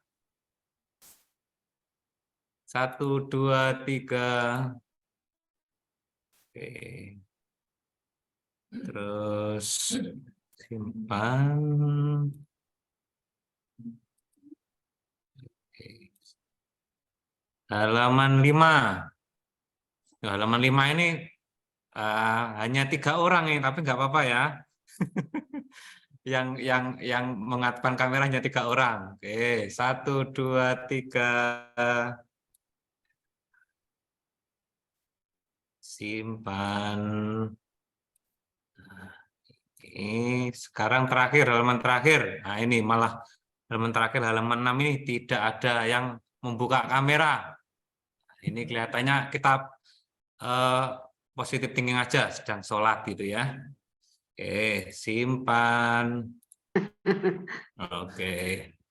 Baik, dengan berakhir screenshot foto, maka berakhir pula perjumpaan kita. Jangan lupa nanti untuk sesi 3, Bapak Ibu, jam 1:30 nggih, kalau nggak salah nggih. Oke. Baik, mohon maaf jika dalam mengantarkan sesi yang 2 ini acara ada kurangnya dalam menyampaikan materi atau dalam membuka acara atau memandu acara. Saya mohon maaf yang sebesar-besarnya. Kita akhiri bersama. Selamat beristirahat terlebih dahulu Bapak Ibu. Selamat berisoma. Saya akhiri. Wassalamualaikum warahmatullahi wabarakatuh. Waalaikumsalam warahmatullahi wabarakatuh. Terima kasih, Terima kasih, Pak Nana. Ya, sama-sama.